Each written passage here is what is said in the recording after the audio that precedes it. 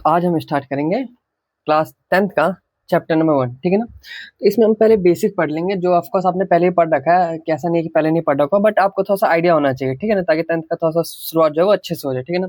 बाकी आपने पढ़ रखा तो बिल्कुल वीडियो स्किप कर सकते हो, ऐसा कुछ कंपलसरी नहीं है, ठीक है ना। और नहीं पढ़ रखा तो बट प्लीज देख लो, ताकि क्योंकि अभी ये काम आने वाली ही चीज़ है, ठीक है ना।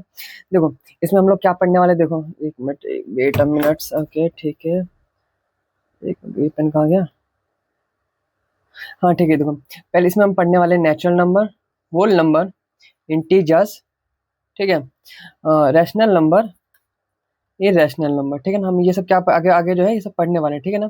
और साथ में हम लोग इसमें पढ़ने वाले हैं रियल नंबर, क्या पढ़ने वाले हैं, रियल नंबर पढ़ने वाले हैं, नंबर लाइन पढ़ने वाले हैं, ठीक है डन। हम लोग थोड़ा सा स्टार्ट कर देते हैं और रैशनल नंबर सुन लेते हैं। देखो रैशनल नंबर वो नंबर होते हैं जो किस फॉर्म में हो, पी बाई क्यू के फॉर्म में, और क्यू क्या हो, जीरो ना हो।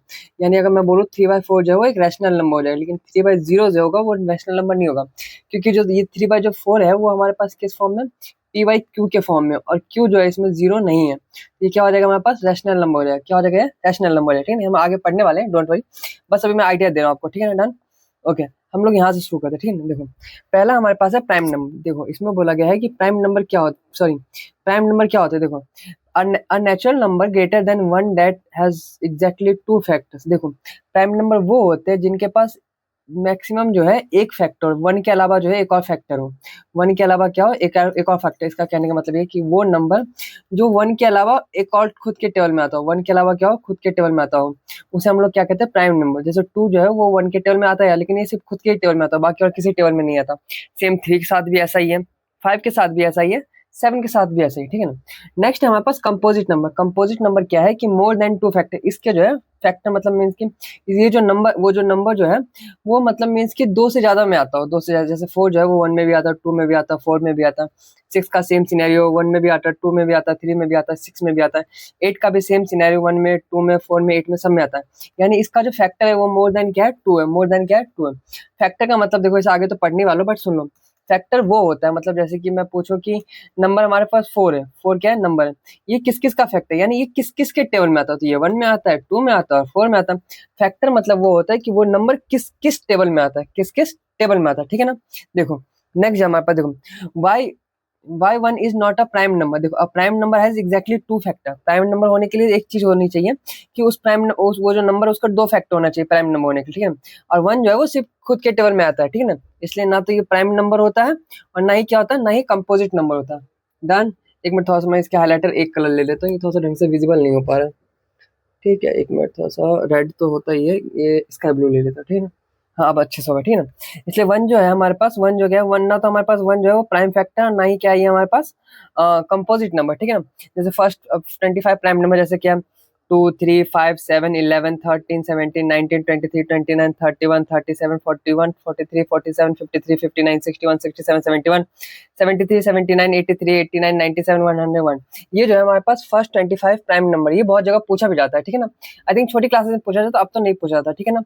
डन। अब देखो एक जो हमारे पास आता है, इसमें आता है डिविजिबिलिटी रूल, यानी कि हमें, जैसे कि मान लो मैंने यहाँ पे नंबर लिख दिया 4 5 6 8, ढंग से तुम्हें दिख रहा है, ठीक है ना।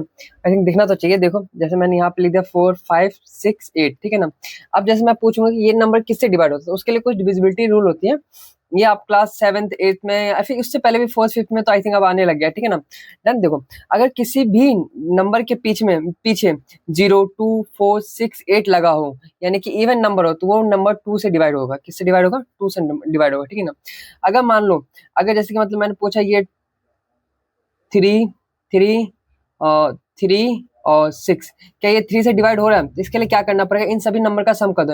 यानी 3 + 3 6, 6 + 3 9 और 9 + 6 15। 15 जो नंबर है वो 3 से डिवाइड होता है, यानी कि ये नंबर क्या होगा, 3 से डिविजिबल होगा, ठीक है ना। सेम ये बोला, check sum of the digit. जैसे कि मैंने पूछा 1 2 3 क्या 3 से डिविजिबल है, तो इसमें 1 2 3 को सबको सम कर दिया तो 6 आ गया। तो 6 जो है वो 3 टेबल में आता है, तो वो जो है 3 से डिविजिबल है, ठीक है ना। सेम नेक्स्ट क्वेश्चन के साथ भी जैसे यहाँ पे लिखा गया 9 8 7, तो 9 + 8 + 7 कितना होता है, 24। जो 24 जो है वो आता है हमारे 3 के टेबल में, जो है 3 से ये भी डिविजिबल है। डन, कोई डाउट, ठीक है ना। अगर ये आता है तो तुम इसको स्किप कर सकते हो, ऐसा कुछ भी नहीं है, कंपलसरी नहीं। आगे हम टर्मिनेटिंग नॉन टर्मिनेटिंग ये सब पढ़ने वाले, ठीक है ना। हमारे पास जो है ये मैंने थोड़ा नोट्स इसलिए बना के लाया ताकि थोड़ा सा अच्छे समझ में आ जाए, किसी को उतारना हो तो वो उतार भी सकता है, ठीक है ना। हमें पूछा गया है कि अगर कोई नंबर 4 से डिवाइड होता है, क्या है 4 से डिवाइड होता है, तो हमें कैसे पता चलेगा?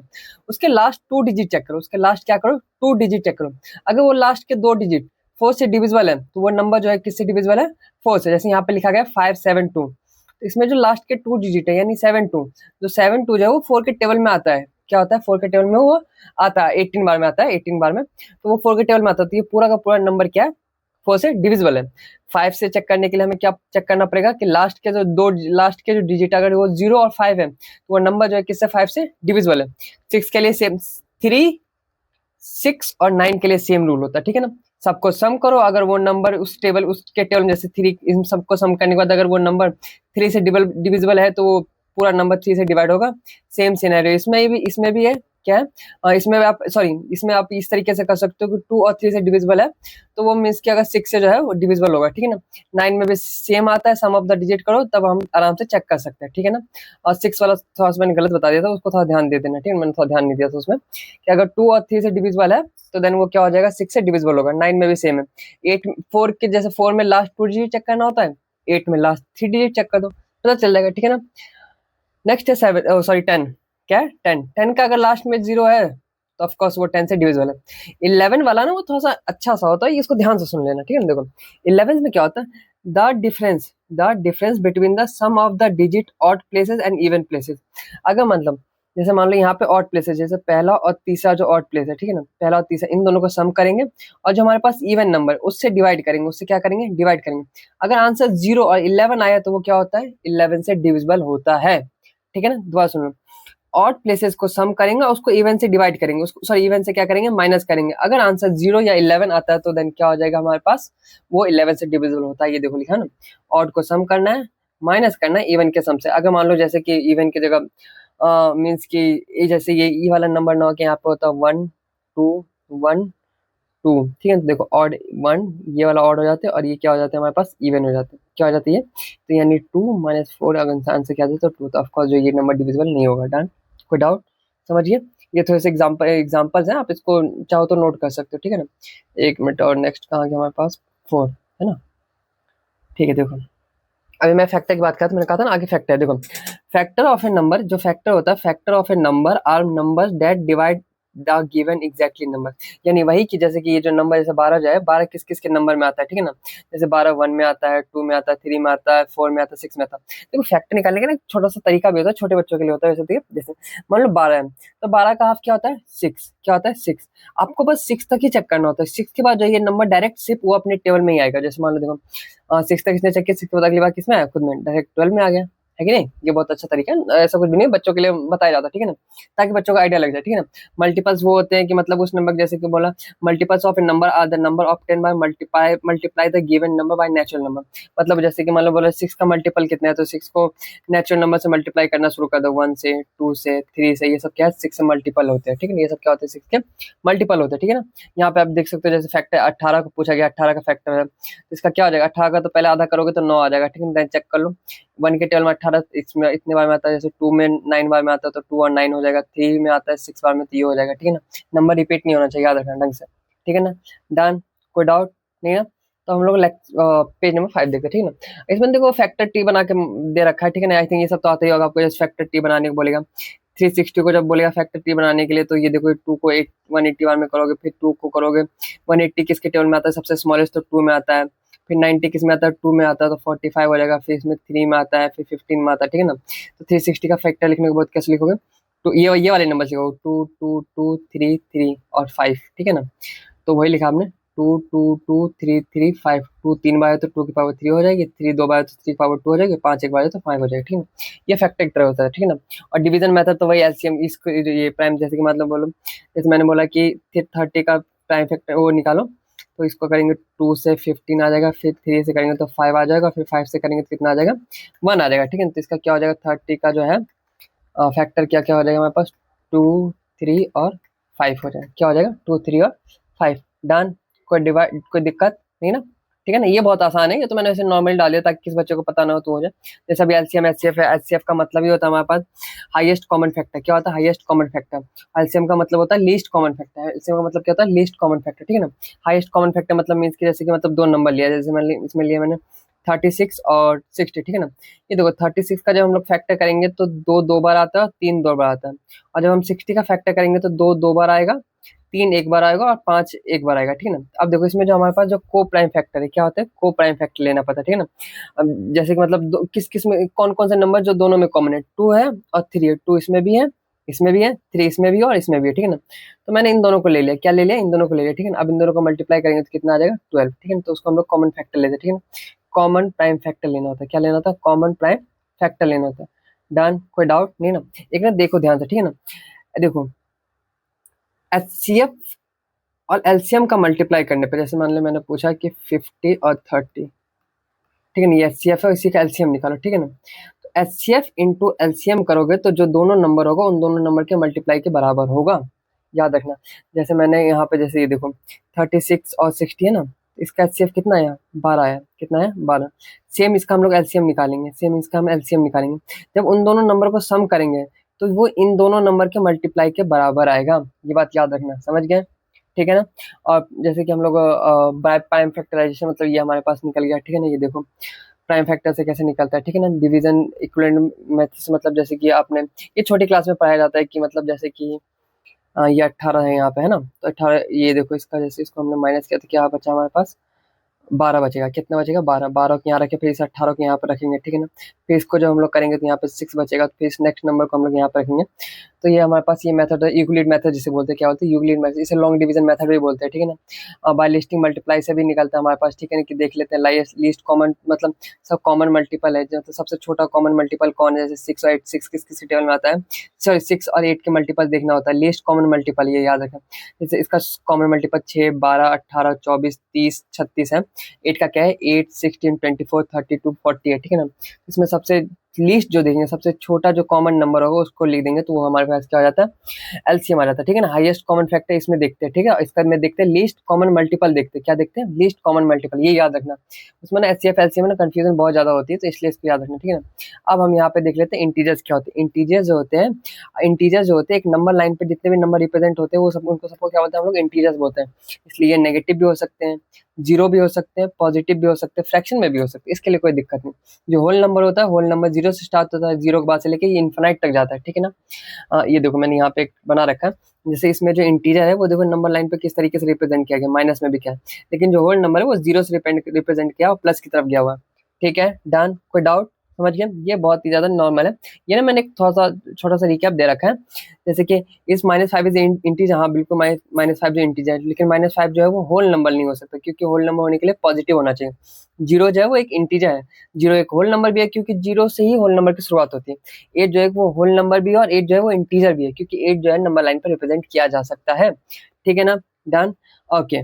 नेक्स्ट हम लोग ये नंबर लाइन वाला हमने देख लिया, एक ऑर्डरिंग वाला, ये सब तो नॉर्मल है, आप देख सकते हो, अगर आपको इसमें डाउट है तो नॉर्मल आप पढ़ भी सकते हो, इतना कुछ हार्ड है नहीं, ठीक है, आप पॉज करके इसको पढ़ भी सकते हो, ठीक है ना। ये तो नॉर्मली मैंने दिखाया था ताकि बच्चों को थोड़ा सा आइडिया लग जाए कि किस तरीके से काम करता है, ठीक है ना। आप थोड़ा सा हम रैशनल इरेशनल नंबर देख रहे थे। देखो रैशनल नंबर होने के लिए जो हमारे पास मेन प्रॉपर्टी होती है, मैं एक बार थोड़ा सा इसको ना हाँ, अब देखो रैशनल नंबर होने के लिए जो मेन प्रॉपर्टी होती है, तो पहली बात तो वो Q, sorry, P by Q के फॉर्म में होना चाहिए, ठीक है, और क्यू जो है वो कभी भी जीरो के बराबर नहीं होना चाहिए। ये रैशनल नंबर की दो, अगर ये दो चीज सेटिस्फाई कर रही है तो वो क्या बन जाएगा, हमारे पास रैशनल नंबर बन जाएगा, ठीक है ना, डन। माइनस हो प्लस हो उससे हमें मतलब नहीं है, देखो जैसे पी बाई क्यू के फॉर्म में है, क्यू जीरो नहीं है, क्यू कितना है, 2 है, तो ऑफकोर्स ये भी रैशनल है। पी बाई क्यू के फॉर्म में है, क्यू जो है वो क्या है, जीरो नहीं है, तो ये भी रैशनल नंबर है। पी बाई क्यू के फॉर्म में क्यू क्या है, जीरो नहीं है, इसके पीछे नीचे कुछ भी नहीं तो 1 लगा देंगे। इसमें भी देखो, इसमें ये हमारा रैशनल नंबर हो सकता है क्योंकि इसमें पी जीरो है, क्यू जीरो नहीं है, ठीक है ना।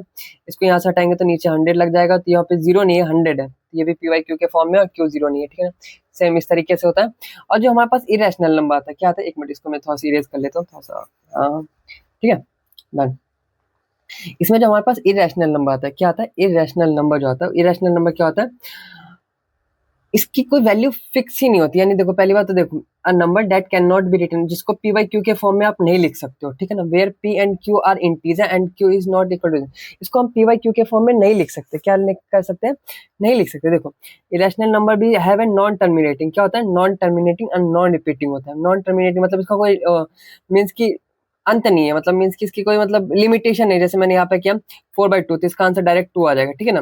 बट डायरेक्ट लेकिन ऐसा इसका नहीं आता। जैसे मैंने पाई लिखा, तो पाई का क्या हो जाएगा, पाई की वैल्यू होती है 3.14, ठीक है ना।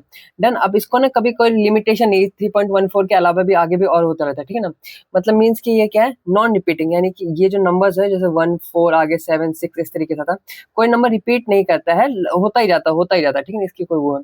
और नॉन टर्मिनेटिंग मतलब है, जैसे मैंने यहाँ पे लिखा 1/3 लिखा, क्या लिखा मैंने, 1/3, तो इसको काटेंगे तो क्या आ जाएगा, 0.3333333, ये इस तरीके से ही चला जाएगा, ठीक है ना। डन। ये हमारे पास रिपीटिंग आता है, ठीक है ना, ये नॉन रिपीटिंग में आता है, ठीक है ना। जो नंबर नॉन टर्मिनेटिंग हो और नॉन रिपीटिंग होगा वो क्या होता है हमारे पास, इरेशनल नंबर होता है। क्या होता है वो हमारे पास, इरेशनल नंबर होता है। क्या होता है, इरेशनल नंबर होता है, ठीक है ना। डन। कोई डाउट? अभी मैंने आई थिंक नीचे दे भी रखा होगा, देखो। हाँ ये रहा ना। एक मिनट, इसको थोड़ा सा एक हाईलाइटर ले लेते हैं। ये रहा हाईलाइटर, ठीक है ना, देखो कहाँ गया। हाँ ये रहा हाईलाइटर। टाइप टर्मिनेटिंग जो होता है वो एंड आफ्टर फाइनाइट डिजिट, यानी कि मतलब मीन्स कि मतलब एक लिमिट आने के बाद वो क्या होता है, खत्म हो जाता है। मैंने आपको समझाया था ना, जैसे वही 4/2 करने के बाद एक लिमिट बाद खत्म हो जाती है ना। रिपीटिंग डेसिमल वो होता है जो कभी खत्म ही नहीं होता, जैसे मैंने बताया था ना 1/3 करेंगे तो ये कभी खत्म ही नहीं होता, ठीक है ना। डन। कोई डाउट? नॉन टर्मिनेटिंग मतलब means non terminating and non repeating. क्या होता है, non terminating and non repeating. Digit go on for ever, digit जो है वो चलता रहता है और एक पैटर्न में चलता रहता है। किसमें चलता रहता है, एक पैटर्न में चलता रहता है, ठीक है ना। वो क्या होता है, वो इरेशनल होता है। वो क्या होता है, एक इरेशनल होता है। क्या होता है, जैसे कि √2 हो गया, √3 हो गया, √5 हो गया, ये सब क्या होता है हमारे पास, इरेशनल नंबर आते हैं। आई थिंक 1.2 के एक्सरसाइज में भी दे रखा है, तो वहां पे भी हम अच्छे से इसको एक बार देख लेंगे, ठीक है ना। डन। ओके, ये रियल नंबर के बारे में मैंने बता दिया। रियल नंबर दो तरीके से होता है, एक तो रैशनल नंबर होता है, एक इरेशनल नंबर। रियल नंबर के दो तरीके होते हैं, एक रैशनल होता है, एक इरेशनल होता है, ठीक है ना। रैशनल को क्यू से डिनोट करते हैं, इरेशनल को क्यू के ऊपर इस तरीके से बार लगाते हैं, मतलब मीन्स बार नहीं, इस तरीके से एक कॉमा लगाते हैं, उस तरीके से, ठीक है ना। रैशनल में देखो जैसे कि ये इंटीजर हो सकते हैं, फ्रैक्शन हो सकते हैं, टर्मिनेटिंग डेसिमल हो सकते हैं, non terminating and repeating decimal हो सकते हैं। जीरो भी एक रैशनल नंबर, ठीक है ना। ये रैशनल में देखो √2, √3, √5, √7, पाई होता है, एक ई करके यूक्लिडियन नंबर आता है, वो आप 12th में पढ़ते हो, वो आता है, ठीक है ना। Non repeating and non terminating number जितने भी होते हैं वो सब क्या होते हैं, इरेशनल नंबर होते हैं। क्या होते हैं, वो इरेशनल नंबर होता है, ठीक है ना। ये देखो, एक मैंने छोटा सा चार्ट बनाया था, उसको ध्यान देखो। तो नेचुरल नंबर एक लिमिट तक होता है, ये देखो। फिर देन उसके बाद ये क्या आता है हमारे पास, होल नंबर आता है। फिर क्या आता है, इंटीजर्स आता है। फिर क्या आता है हमारे पास, रैशनल आता है। फिर क्या आता है, फिर क्या आता है हमारे पास, रियल नंबर। यानी कि जितने भी नेचुरल नंबर है वो होल नंबर के आते हैं। जितने भी होल नंबर नेचुरल नंबर है वो किस में आते हैं, इंटीजर्स में आते हैं। जितने भी integers whole number natural number जो किस में आता है, रैशनल नंबर में आता है। और जितने भी rational number integers whole number natural number वो किस में आता है हमारे पास, रियल नंबर में आता है। किसमें आता है, रियल नंबर में आता है। ये ना मतलब मीन्स एक ट्रिकी क्वेश्चन होता है, आई थिंक सो पूछ लेता है, ठीक है ना। कभी कभी एग्जाम में 1 मार्क्स के एमसीक्यू में पूछ लेता है, ठीक है ना। तो ध्यान दे देना इसको, ठीक है ना। बाकी ऐसा कुछ कंपलसरी है नहीं कि मतलब ऐसा आना ही चाहिए, ऐसा कुछ भी नहीं है, ठीक है ना। आइए, कुछ जीरो की प्रॉपर्टी होती है। देखो जीरो, जीरो जो एक वो होल नंबर होता है। जीरो को जो हम लोग नंबर 9 पे रिप्रेजेंट भी कर सकते हैं, ठीक है ना। किसी भी नंबर में जीरो ऐड करोगे तो वही नंबर आता है, माइनस करने पे वही नंबर आता है, मल्टीप्लाई करने पे जीरो आता है। अगर जीरो से डिवाइड कर रहे हो तो वहाँ पे जीरो आ जाता है, ठीक है ना। डन। अगर ऊपर जीरो है तो वो जीरो आता है, अगर नीचे जीरो होगा किसी नंबर के तो वो इनफाइनाइट आ जाता है, ठीक है ना। नॉट डिफाइन, यानी नॉट डिफाइन मतलब इनफाइनाइट ही होता है, ठीक है ना। डन। ये नॉर्मल, फिर बाकी ऐसे कुछ खास नहीं है, ठीक है ना। तो बस ये जो है आपके लिए आज के लिए इतना ही था, ठीक है ना। डन। और आई थिंक सो कि हम इसको अब कल जो है पहला 1.1 एंड 1.2 जो है दोनों एक ही लेक्चर में ऐड कर देंगे, ठीक है ना। ताकि जो है आप लोगों को समझने में आसानी हो, ठीक है ना। और बाकी हम देखते हैं कि किस तरीके से बाकी साइंस का भी लेक्चर कल आ जाएगा, मॉर्निंग तक आ जाएगा। और जो हमारे पास मैथ्स का है उस इवनिंग तक में वो लेक्चर मैं अपलोड कर दूंगा, ठीक है ना। अगर कुछ भी आपको इसमें डाउट्स लगता है तो प्लीज़ आप पूछ सकते हो हमारे मेरे कमेंट बॉक्स में। और आप हमारा इंस्टा और टेलीग्राम आईडी और व्हाट्सएप भी ज्वाइन कर ही सकते हो, ठीक है ना। आई थिंक व्हाट्सएप भी ज्वाइन कर सकते हो अगर आप लोग इंटरेस्टेड हो तो। अगर आप इसी तरीके से नोट चाहते हो तो आप हमारा व्हाट्सएप ज्वाइन कर सकते हो। ये सही लाइन थी, ठीक है। ओके चलो, ठीक है, तो बाय। आज की क्लास यहीं खत्म करते हैं।